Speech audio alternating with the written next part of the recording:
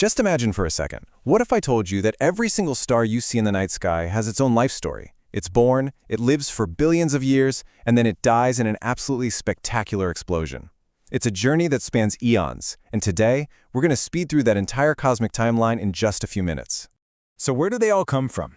Well, our story begins in places that look just like this. These huge, beautiful, and kind of spooky clouds of gas and dust floating out in space. But how does something so calm and spread out give birth to a fiery star? Well, it all starts with the most powerful force in the universe, gravity. All right, welcome to Act 1 of our star's life. We're headed into what astronomers call a cosmic nursery. Think of it as a place where countless future suns are just waiting to be born from some very simple ingredients. These stellar nurseries have a name, of course. They're called nebulae, and they are absolutely massive. They're these sprawling clouds of gas, mostly hydrogen and helium, along with a bit of dust, just drifting through the galaxy. This is the raw material for everything to come. So, how do you get a star from a cloud? Well, it all kicks off with a little nudge. Something, maybe the shockwave from a star that exploded millions of years ago, gives a dense part of the nebula a push. And that's when gravity takes over, pulling all that gas and dust inward. As everything collapses toward the center, the core gets hotter and denser. And eventually, you get a protostar. But here's the thing. This glowing ball of gas isn't quite a star just yet. It's still gathering up mass, and its core is getting hotter and hotter, right on the edge of lighting up. And get this, as that young star is forming, all the leftover material doesn't just float away. Nope, it flattens out into this spinning disk, kind of like a vinyl record, right around the protostar. And that disk, that is a protoplanetary disk. And it's exactly where planets, asteroids, and comets, maybe even a system just like ours, are going to be born. Okay, so after its fiery birth, once that core gets hot enough to finally kickstart nuclear fusion, our star settles down. It enters the longest and most stable part of its life. This is called the main sequence, and it's basically the star's adulthood. It's also exactly where our own sun is right now. And when I say it's the longest phase, I mean it. A star will spend about 90% of its entire life on the main sequence. It's achieved this perfect balance, a state of equilibrium, where it just steadily turns hydrogen atoms into helium in its core. And that process releases a ton of energy, which is what we see as light and feel as heat. This stability is really a constant, epic battle.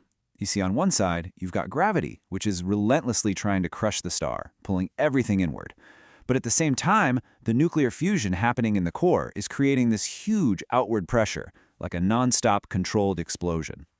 As long as those two forces are perfectly balanced, the star stays stable for billions of years. It's a cosmic tug-of-war. Our own sun is the perfect example of this great balancing act. You can see its structure here. Right at the center is the core, a nuclear furnace that is burning at an insane 15 million Kelvin. That's where all the fusion happens, generating the energy that pushes outwards and perfectly counters gravity. This has been going on for about 4.6 billion years, and believe it or not, our sun still has enough fuel for another 5 billion more. Now, you might think the bigger the star, the longer it lives, right? But in the world of stars, it's actually the complete opposite. A star's lifespan is all about its mass. The more massive a star is, the hotter and faster it burns through its fuel. So a huge star, say 20 times the mass of our sun, will burn out in just a few million years. But a little, dim, low-mass star, it could sip on its fuel for 100 billion years. That's way longer than the universe has even been around. But eventually, for every single star, the party has to end. The fuel starts to run out, and now we're entering the final and most dramatic phase of a star's life, the moment when that great balancing act finally fails. This right here is the turning point. The outward push from fusion gets weaker, and gravity, which has been fighting this whole time, starts to win. The star's fate is hanging in the balance. And what happens next? Well, it all depends on one thing: how much mass it had to begin with. This chart basically shows the two paths a dying star can take. It's the ultimate fork in the cosmic road. On one side, you've got the path for average, lower-mass stars like our sun.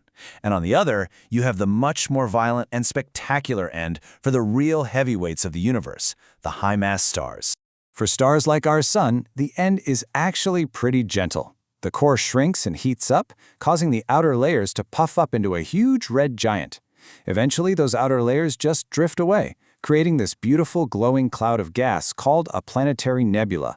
And all that's left behind is the hot, super-dense core, a white dwarf. But for the big stars, more than 8 times the mass of our Sun, oh boy, they go out with a bang. They swell up into a red supergiant before their core collapses, triggering a massive supernova explosion. What's left is either a crazy dense neutron star or the ultimate mystery, a black hole. So what's the dividing line between these two fates? It comes down to a specific number, about 1.4 times the mass of our Sun. This is known as the Chandrasekhar limit. If the collapsing core is below this mass, it can hold itself up and become a stable white dwarf.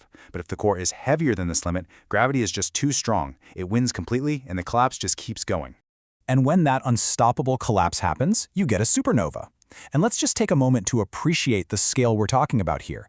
A single supernova explosion is so bright, so unbelievably powerful, that for a few weeks it can actually outshine its entire home galaxy, a galaxy with hundreds of billions of other stars. It is mind-boggling. But here's the most amazing part. From all of that incredible destruction comes creation. And this brings us to our final section, because this whole cosmic story of stars living and dying, well, in a very real way, it's our story too. You've probably heard this phrase before, right? But it's not just some nice poetic idea. It is a fundamental scientific fact. The very atoms that make up your body, the ground you're standing on, the air you're breathing, they were all forged inside the heart of a star that died long ago. Here's how it works. The Big Bang, at the very beginning of the universe, only created the lightest elements, like hydrogen and helium.